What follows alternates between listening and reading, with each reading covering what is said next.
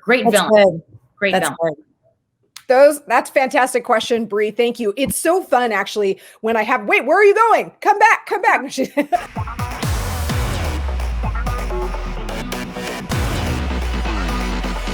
Hey, welcome everyone. I'm Steph Strickland. Welcome to GalaxyCon Live, where we bring the convention experience direct to you. All right, I want to introduce our guests now. We've got Aly and AJ joining us today. Let's go ahead and start by bringing Aly into the mix. Aly, hello, welcome. Where are you joining us from? Hi. I am actually joining from just outside of Rome. I was here, I know, of all the places. I was here with my husband. He was here for work, and I was just the tag along. So that is where I am calling you guys from. What time is it there? I have such envy. It's 8 o'clock, so it is not a crazy time frame, but I do have some pasta that's coming to my room, I think, in the next hour and a half. So okay, I'll live vicariously through that. Perfect. I love it. Let's bring AJ into the mix right now. AJ, so I'm assuming you're not in Rome. Where are you joining us from? No, I wish. I'm in New York City. I'm in Brooklyn. I'm shooting here this week. So I am taking a week here to see friends and film, and it feels good to be in the city. I haven't been here in a year and a half, so it feels really good. How has your weekend been? Did you have a chance to sort of get out and run around a little bit with your friends before you have to get down to business? Yeah, I did. I had a really nice brunch today and saw some friends last night, and it's been really sweet. I can't really imagine being, in a pandemic year in this city. I'm really lucky that we were in LA because I just feel like weather-wise, and we're just so lucky to be in California or based there. But it's good to be in the city because I feel like people are getting back into life and the energy's up, and you can tell people are happy to be out and about. Without a doubt. I think this actually, you've opened this up to sort of my first question, and then we're going to get right into the chat and their questions. But really for both of you, so Aly, I'll start with you. You have this interesting career in that you have both been these, singers and songwriters and have had this, this long run. And you also do all of this work in film and television. And I guess I'm wondering if you could talk about what are the things you like the most about each one of those? So Aly, let's start with you. What do you like most about doing film and TV? And what do you like most about music?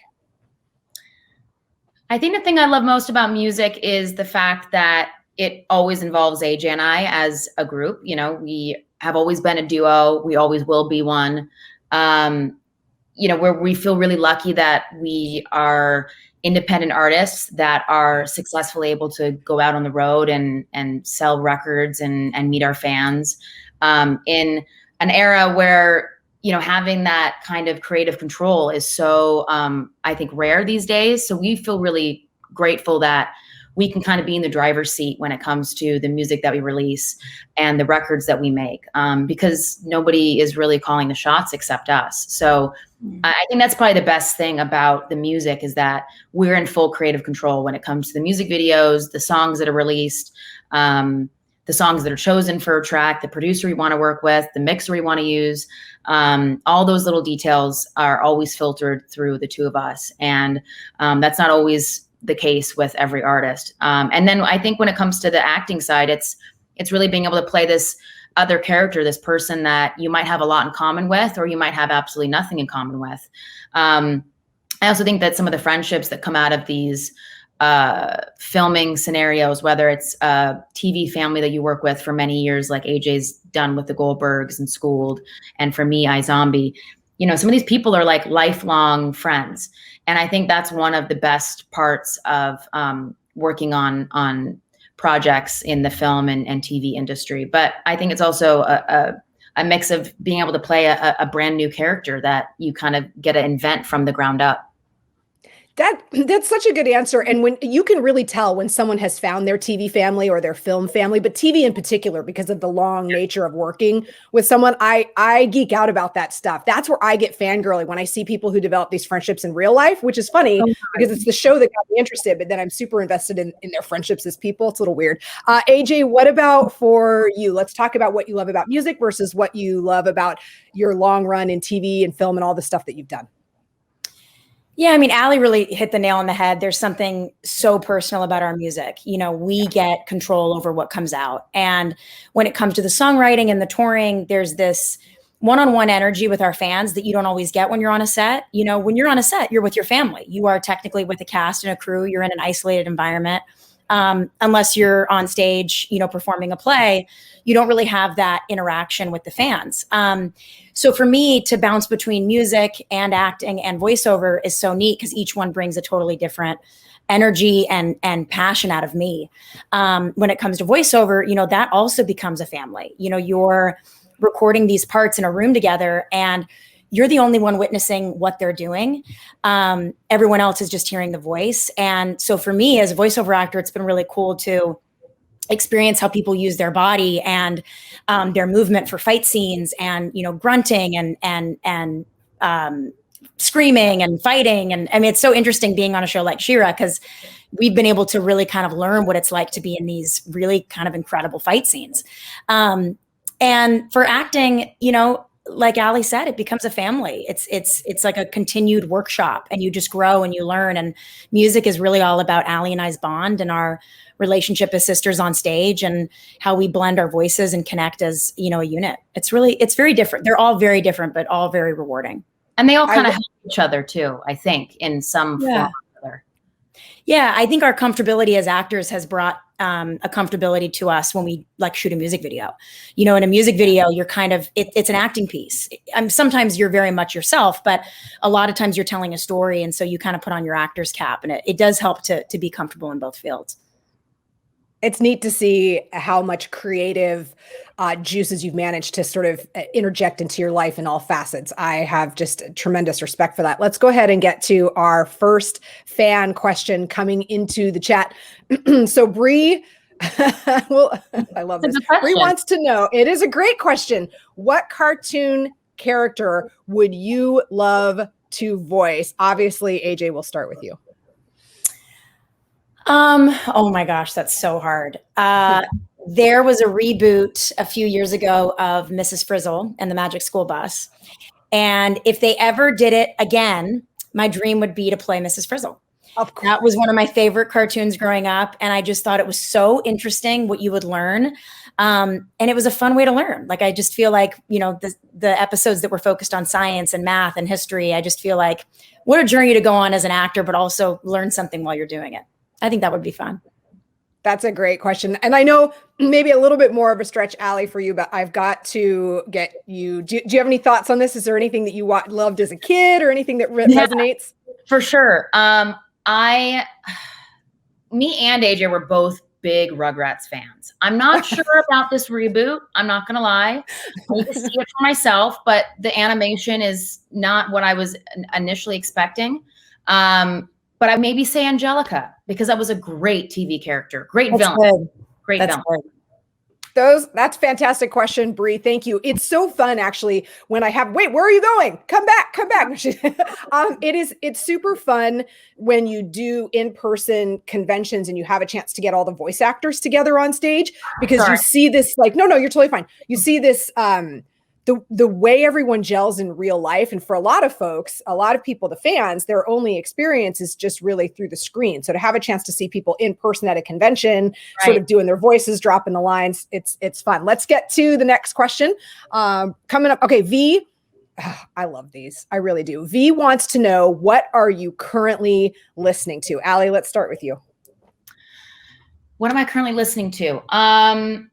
Honestly, I really like the new Lorde single. Have you heard it yet, Age? Yeah, I love it.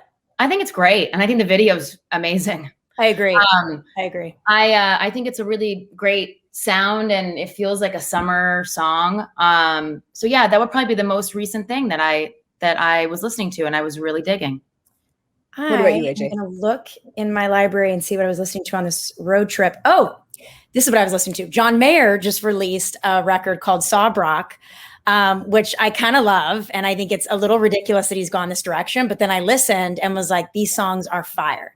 It's kind of 80s or no? It's kind of a little bit 80s, but not as much as he's intending to be on the cover. Gotcha. It's like it feels a little bit like the old John Mayer. I don't know. There's something about it. I was on a road trip recently. Yeah, it's really good. Oh, I need to listen to that tonight, tomorrow. Yeah, check it out. The whole thing hasn't released yet, but he's got 4 songs out from the record. Cool. This actually is a great opportunity for me to ask you about the rise of streaming music and your thoughts, because for you, having come up in an era where that wasn't a thing and now producing music with, I mean, you just have to acknowledge that that exists. And then, me as a fan, my experience with music, I'm old, by the way, is very different than back in the day. Because you used to have to purchase an entire album and now I can just cherry pick songs. So it kind of takes away some of that creative circle in terms of what you guys produce. But I'm also a much more well-rounded listener because I can listen to lots of things. So from your perspective, AJ, let's start with you. What do you think about streaming music from a content producer and a musician standpoint? I think there are definite positives to it. I think you kind of nailed it, that we're able to bounce around a lot more than we used to. So the landscape of what we listen to has grown. But I also feel like records need to still be respected as a full piece. It's kind of like a film.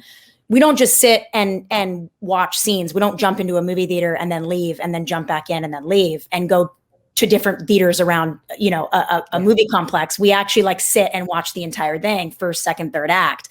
And I do feel like an album has a first, second, and a third act, and it should be respected. The goal is that, yes, streaming brings opportunity to knock on your door with artists you wouldn't ever have known about. But I also feel like we need to still respect a full work of art. And, there's this new record Aly and I have put out after 14 years is really a piece that needs to be listened to front to back. And I want to encourage people, even in a streaming era, to do that, because, there are artists that really define their work by 12 songs. And then there are artists that define their work by one single. And for Aly and I, it's a full body of work. Yeah, I think I agree with that. I think that the hard part about streaming is that you are pressured to have to release music much more rapidly than in the past, which I think can be a good thing. But I also think that sometimes it can be stressful for the artist or the producer, because you're churning out songs at a very rapid pace, as opposed to, okay, we release a record, we drop it, and then maybe a year and a half, 2 years later, you release another one. Now it's kind of like you release a record with some singles, and then maybe there's some more songs that are just one-off songs to lead in between the next record. So it's just more content. It's more content that we have to create behind the scenes. But I do think it's a great way, like I just said, to discover new artists and just easy accessibility to music, in a way that it wasn't always in the past. I know that sometimes someone couldn't find a CD because it wasn't in their country. And Amazon at that point did not exist. So it wasn't like they could just have it shipped to their door. So I think streaming in that way has been really great. I would go to Tower Records and I would flip through to the artist that I want, and it wouldn't be there. And it was like this crushing feeling. You're like, I don't know when it's going to be there. Oh my God. And do you remember putting on a CD and listening to it? They would have those sample CDs where you could listen on headphones in the store, and you'd be like, do I want to buy this? Do I not? Such a good time. It was old school for sure, for sure. Let's go ahead and get to the next fan question. HHT wants to know, I don't even know if I could remember this. What was the first CD you ever owned? I'll open it up to either one of you. I think Shania Twain, Come On Over. Yeah. Yeah. Great record. Great record. I want to say it was followed by Britney, NSYNC, all of their first records, I want to say, were around that same era. Yep. That was the first time Aly and I were going out to purchase a CD on our own. And Aly's right. Shania Twain, I remember being the first one. We had this, we always talk about this, old school limited to sparkly purple CD player that we still have to this day. And that's what we would play all of our songs on in the bedroom that we shared. And we would just feel so cool. We were 10 and 8 or something. Yeah. Yeah. Sometimes around that age. And we were obsessed.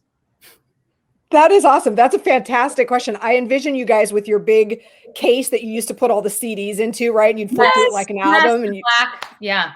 I think we all had that. All right, let's get to the next question in the chat.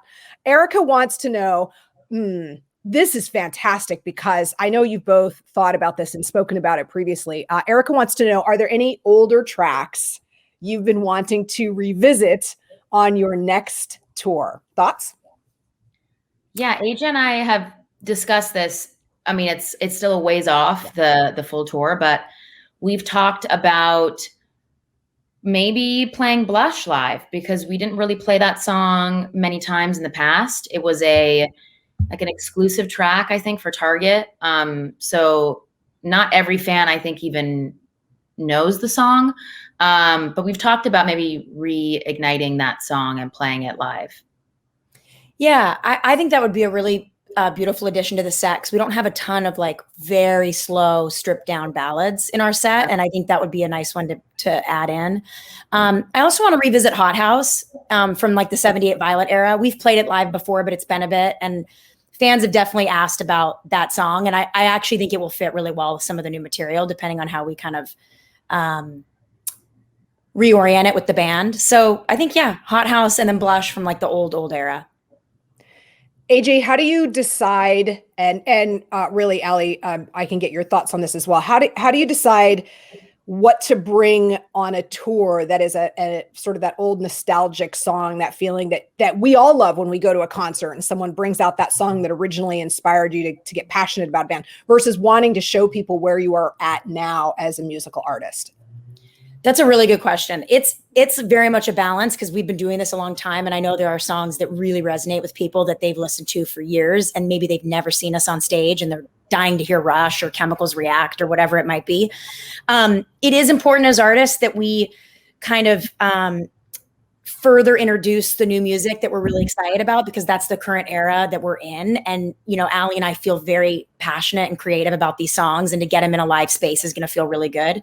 But I do think when you've been doing this for a long time, you have to respect the old tunes and the old hits. And playing a song like Rush and Potential Breakup Song, those are songs that I know our fans really want. And I think it's important to listen to your fans. Aly and I are really receptive to what our fans want, and we want to deliver the best show possible. But also, you know, streaming is a great way to find out what songs are doing the best from your old catalog, that you actually can realize, oh, wow, these songs are getting hit up a lot monthly, and it would be smart to add these to the set. So now you have like certain inside ways as to figure out, you know, what should be added. But you also can create multiple sets. You know, my goal for this next tour is to have 3 sets that we go between, so that every night isn't the same. And so one completely singular show. I think, it is about mixing it up a little bit and still honoring the past, but, you know, like you were saying, feeling like the new music is still front and center. But of course we're going to play old songs. And I think it's fun for us to have to get creative and think of ways to re-excite us as the artist who's been playing it for, you know, 15 years. So it's like a fun challenge that we're always up for. I have to ask about social media, because you just touched on it when you said, look, streaming services, which not quite social media, but I'm going somewhere with this, gives you a chance to put your finger on the pulse of what your fans or future fans are finding. And then enter TikTok, which completely changes the game. And when you talk about getting re-inspired for older music, nothing is a better example of that than what you guys have experienced yourselves. Can you talk about how social media, was there sort of like a seminal moment where you just went, oh my gosh, like we are going to pay attention to this? Or was it that slow burn? Was it, you know, TikTok, all of a sudden you're introduced to a whole new audience of, you know, 15-year-old and younger? What was that moment for you? Aly, we'll start with you. I think it was getting text messages from like our girlfriends who were showing us videos, and we were just like so confused. Like, why do these have so many views? This is so weird. And then over time, we started to understand. Our music manager was like, this is really like taking off. And we all kind of looked at each other like, well, maybe we should respond with our own video. We didn't really know what we were doing. I mean, we still don't totally on TikTok. I think it is like meant for the younger generation. And I give all of the content creators massive props, because it's actually, you know, it takes some talent to like know how to edit your videos and make them funny and unique. So AJ and I are like part-time TikTok users, but you know, when we have an idea, we try to put it up. And you know, I'm more of a TikTok watcher than I am a creator, but I do enjoy watching like hilarious TikTok videos, especially like animal ones. I could just almost just watch straight up TikTok videos of just animals doing cute things. Relatable. AJ, what about you? Yeah, TikTok was kind of our first like water cooler internet moment where Aly and I realized like, oh, wow, people, first of all, still really care about this song and we should jump on board and do something about it. But also it opened up our eyes to like this new generation of people that maybe didn't know Aly and AJ that are now hearing a song like Potential Breakup Song for the first time, and maybe their older sibling had introduced it to them, or, you know, some people thought the song was brand new. I mean, it was just kind of hilarious. And so for Aly and I, we just realized, all right, let's kind of, you know, take advantage of this moment. People are asking for a reboot of this song, and specifically an explicit version, which fans have asked for years. And it just felt like a really organic time to remaster and re-record the song, which I don't know if we would have done without this TikTok resurgence.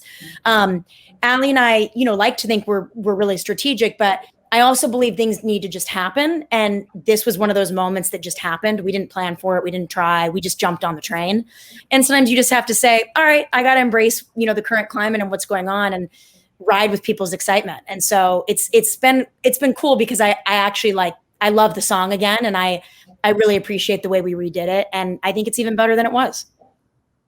It's what will make performing it so fun, right? Yeah. For sure. Let's go ahead and get to our next fan question. That's a great answer, you guys. Thank you for that. Zach wants to know, what would be your perfect day off plans? All right, AJ, you get to start, because I know for Aly, it's traveling to Rome and having pasta delivered in an hour. Totally. So totally. Oh, if only I was in Italy. A perfect day off. You know, I would say like reading a good book and going to like a park, you know, somewhere that you can walk to, being outside in nature, and then going to a spa. That's really all I need, is like a good day spa with Aly and a good book, and I'm really happy. We're very simple people.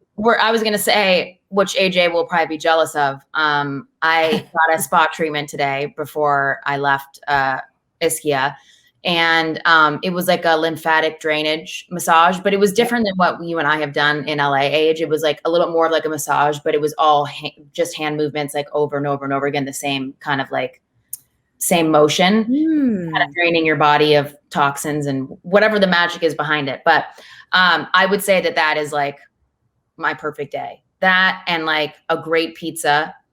And gosh, probably like a movie, either like going to a movie. I think now, especially because we haven't gone to movies in so long, that feels great. I think you've been to a movie so far, haven't you? Once. I recently went on a date night and we went to Quiet Place 2, and I almost cried. Like it was so great. First of all, we went to a beautiful theater in Westwood. And then second of all, I love that franchise, but just being in like a theater and feeling the vibration and like the loud, you know, the surround and like the picture, the quality and the excitement of people and the smell of popcorn. Like it was so awesome to be back in that zone. That was really cool. Yeah. Being back in a live movie theater space was really awesome. So I'll ask both of you, and Aly, I'll start with you. You mentioned a movie. Is there a particular genre of movie, or are you pretty well? I tend to stick on a path. What do you like to watch? What are the movies that, not necessarily the specifics, but the genre that you really like the most? I think genre-wise, I kind of flip between like 3 different genres. It's either like a kind of broad, quirky comedy, that kind of situation, or a foreign film, or it's like a psychological thriller. Those are kind of the worlds that I like to kind of float in. So it depends on my mood, but I mean, I love going to the movies and like just like laughing till you're like crying. That there's no better feeling than just like laughing so hard. So I'm really looking forward to going and seeing like a hilarious movie in a movie theater over the next month. Psychological thrillers like legitimately stress me out, like sweaty palms really? And the whole 9 yards. Yeah, I can't do it. AJ, what about? I like it. No, it's not good for my heart. AJ, what about you? What genres do you like?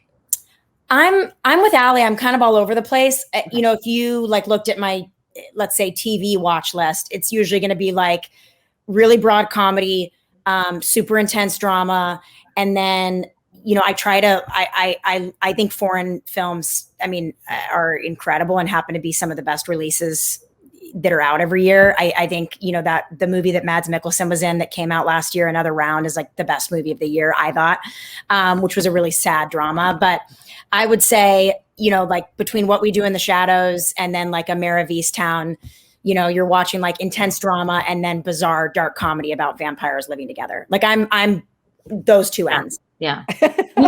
I haven't watched Mayor of Easttown, which I want to when I get back, but you should watch, I'll watch that. And then you should watch Breeders Age.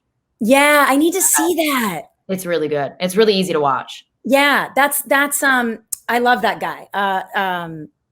He was in Lord of the Rings and Sherlock and yeah. Okay. I'll get on that. Someone will tell us in the chat. I have no doubt. Yeah. Brian wants to know, what was your favorite song to record? Maybe I would say Pretty Places. I was just going to say that. Yeah. Because it was actually the first song that we recorded vocals on for the record. And we recorded at Sunset Sound in the room that Jim Morrison recorded most of his work in. And it was actually the anniversary of his death, which was pretty bizarre to be in a room where he had sang. And here we were singing this song about something very light compared to the ambiance we were in. But there's something about that studio and singing that first song and knowing this was kind of the start of the record. It was one of the older songs that we had already written for the record, but also the first one to record vocally. So that one really stands out to me. Yeah, same. That's great. Brian, great question. Let's get to another question, bringing it into the chat right now. Ashlyn, I apologize if I've got your name wrong. Your music, okay, Aisling, your music has helped me stay hopeful and inspired. Are there any artists who inspire you when you are lost? That's a great question. Wow, that's hard. I would say, you know, honestly, an artist that really, I think, affects me on like on a lyrical level, where their lyrics just make me kind of sit and think about, wow, like how can I become a better writer or write something as powerful as what they're saying, you know, in this chorus or in this verse, would have to be The National. I just think that they're incredible songwriters. I don't know if there's like one artist that I specifically drift towards when I'm feeling kind of like depressed or lonely or confused or whatnot. But I do think that their lyrics have given me like a new appreciation for like smart lyrics that feel like they are telling a bigger story than just here's like a great melody that's really hooky. I would probably say them. And I know John Mayer's had a big impact on us. Like when I listen to his music, it always makes me feel really good because it reminds me of when me and AJ were teenagers listening to his first couple records. And it just like immediately brings me back. So I would say, yeah, probably the two of them. Yeah, you nailed it with John. I feel like there's like a nostalgia to his music that feels really safe. You know, listening to like Room for Squares makes me feel like when Aly and I were like pretty early teens, like hanging out outside by the pool, like listening to his music and reminiscing about, you know, what kind of songs are we going to write? You know, he's such an inspiration as a lyricist, but also as someone that is an incredible musician. A band that really gets me, again, I kind of go to like a nostalgia answer, would be like the Beach Boys. Our dad used to play them a ton. And I specifically remember hearing them in the car a lot and hearing songs like Wouldn't It Be Nice? And John Sloop and California Girl, you know, those songs just make you feel good. And there's an excitement and a comfortability that I have when I listen to those songs that brings me back to days of just listening in, you know, the car with my dad. As soon as you said it, you earwormed me, and it's now all I can hear. Let's get to the next question. That like iconic, right? Julia wants to know, what is your favorite song to perform live? Wow, that's hard. These are great questions. Yeah, they are. We're starting to get used to some of the new material live because we've been able to do some one-offs here and there now that things are opening up again. So I'm going to refer to the new album because we have been able to play some of it live. One song in particular that feels so good live, it's actually part of the first 3 songs in the set, is Break Yourself. I love how that song translates. Our band is super tight. I feel like that song in a way feels like we've been playing it for years. We right now we kind of match the order of the sequence of the album when we're on stage. So Pretty Places, Lost Cause, Break Yourself is kind of the 1, 2, 3 punch at the beginning of the set. That those all feel like really good to me. It's hard to pick one, but right now the opening 3 feel really strong.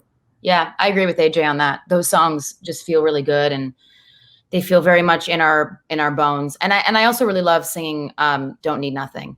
I think that song just has such a great it just has such a great vibe for us as the performers, but then I also think as a audience member, being able to have this, you know, part in the chorus that you can chant along to is like, it's just like perfect. It's made for a live show.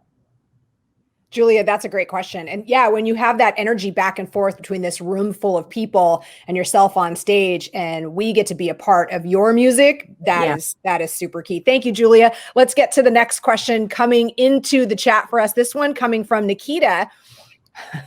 If you guys are just killing it with the questions. These are so good. Nikita wants to know, if you had the chance to sing with someone from the past, who would it be? Oh my gosh, that's so hard. I would say, I mean, to me, like 2 people that stand out that I think are just iconic vocalists that, you know, I don't think anyone can really emulate these days. They're just 2 standalone kind of monolith artists that I would just, if I could just be in their presence, it wouldn't even be someone to sing with, because I don't think any of us are worthy, but Janis Joplin and Grace Slick are the 2 names that come to mind that I'm just like, if you could just be in a room and witness them sing, you'd be thrilled. Yeah, I know. I mean, can you imagine like seeing, I mean, I know Grace Slick is still alive, but I know that she doesn't really perform anymore, does she? No. Wow. But yeah, you know, another one that I would say, although again, not worthy to sing with her, but would love to just watch her perform, is Nina Simone. I think that she's like an incredible artist. And I think that documentary on her was so, so fascinating to just get a look into her life as an artist and as an activist, you know. I'm a terrible vocalist, but I would sing Janis Joplin in the car, like just to the best of my staggeringly limited ability. So that was who popped into my mind when you said that. So I got overly excited when you said that. Yeah. I mean, look, car and shower singing is a private thing, right? It is. So, it's a safe space. It is a safe space. Let's get to the next question in the chat right now. Debbie wants to know, what is your dream project? That's nice and open-ended too. There's a lot of ways you could go with that. Oh my gosh. I mean, there's so much Aly and I want to do. I really want to expand our production company. You know, we developed a film together a few years ago that Aly's husband shot and wrote and directed that we starred in. And a goal for me is to develop a TV show with Aly, you know, whether we're starring in it or just producing it. But for me, something that's like a limited, you know, 10 to 12 episode series, either on like an FX or, you know, streaming platform, something that is something Aly and I kind of create from the ground up and feel really connected to. That would be awesome. Something to develop together. Yeah, I agree. I think it would be something that we have worked on from the ground up. That's an original idea. That would be the ideal collaboration for us. And even something maybe that's a Broadway show, I think would be really fun for us to work on together. We've thrown around quite a few ideas, but we have some things that are in the mixing pot right now, but we'll see. You know, creating something from the ground up does take a lot of time. So something can be in the works for 5, 6, 7 years before it ever gets made. Even it's interesting because we've been talking about sort of the era of streaming as it pertains to music. But AJ, to your point, when you talk about an ability to get in the weeds very creatively with something that only has a limited run, instead of that more traditional, where if it didn't live for 45,000 seasons, you know, what are we even doing? It's nice that is maybe the one benefit of streaming platforms, is the ability to create something that does have a limited run. It lets you flex your muscle, but doesn't tie you up for 8 years. Totally. I couldn't agree more. Yeah. I just saw that Insecure ended their like final episode was online. And a friend of ours is a makeup artist on the show. And it was really sweet seeing like all their little messages and how emotional, you know, they were about the end of the series. But a perfect example is something like that. You know, that show hasn't been on for 10 seasons. You know, it was a shorter run show, but you know, I think that it means that the content has to be even stronger because you're not telling your story in nearly as many episodes. Agreed. For sure. Let's get to the next question in the chat. This one coming in from Amelia. If you could be friends with any of the characters you've played or voiced, who would it be? AJ, we'll start with you.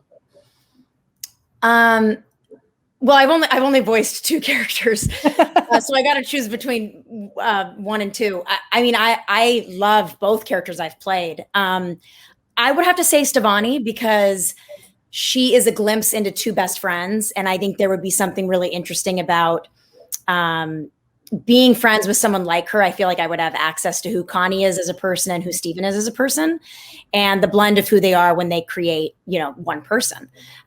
So to me, to be friends with her would be like an inside look into Steven and Connie's life. What about you, Aly? I do not have a voiceover character, but I would say probably Keely. She was a great, you know, friend to Phil, and that's cute. Definitely a wacky, kind of crazy best friend, but always down for an adventure. You know, she would definitely let me borrow her clothes in her closet, which is, I think, a plus. But yeah, probably Keely. There are a lot of characters we've played that I can see us actually being friends with. Yeah, I think so too. We haven't played a lot of like villains. Maybe that's in our future. Who knows? No. Catra's really the only villain in my life. But I can even be friends with her. Yeah, she's like a frenemy. Mm-hmm. Hopefully you guys are still able to see me. My screen's a little pixelated, but I'm going to keep on hanging on until you guys tell me otherwise. Let's get to another question. Okay, good. Let's get to another question. S. Blazin wants to know, like I need to take this whole group with me, you guys. Just come with me to all of the future panels that we do because these are really thoughtful questions. S. Blazin wants to know, what is your favorite project your sister has been a part of? This is a wonderful question, S. Blazin. Thank you for that. Either one of you, who cares to start? I would say, I think I would have to say Aly's work in Easy A.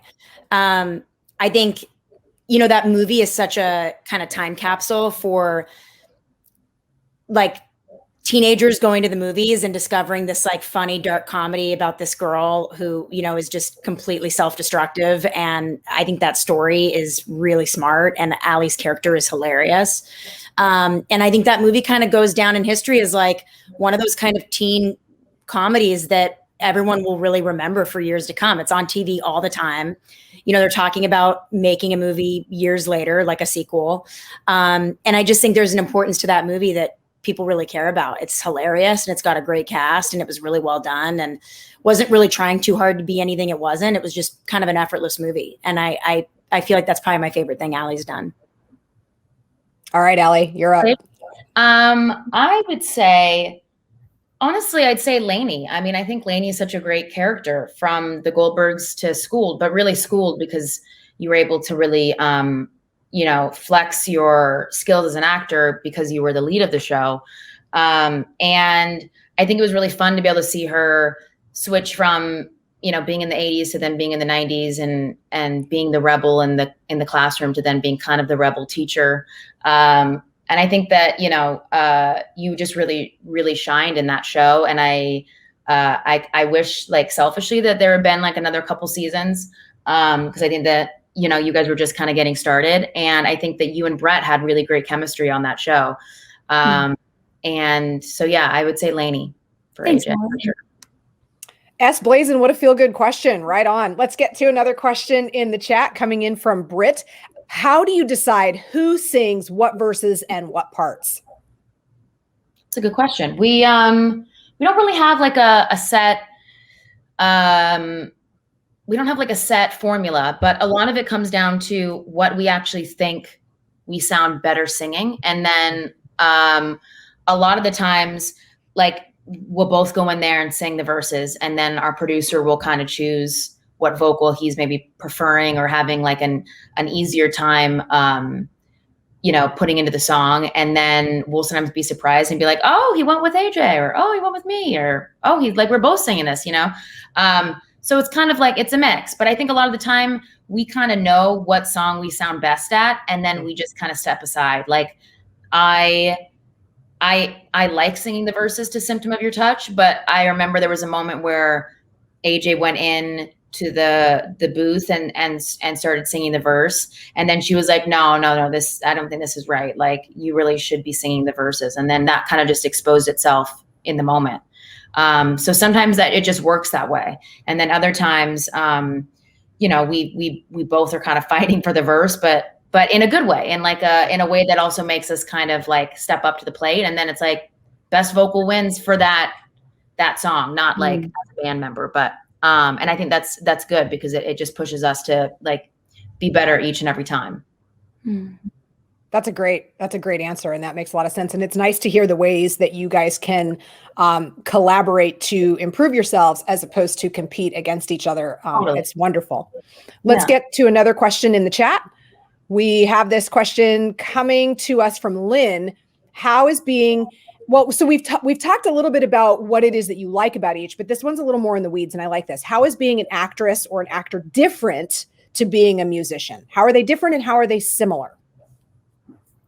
I think it's kind of like what we talked about earlier at the top of the chat. It's like, when you're performing, you have that direct connection to your fans, right? Like everything is just right in front of you. So you are currently feeding off of that energy in real time.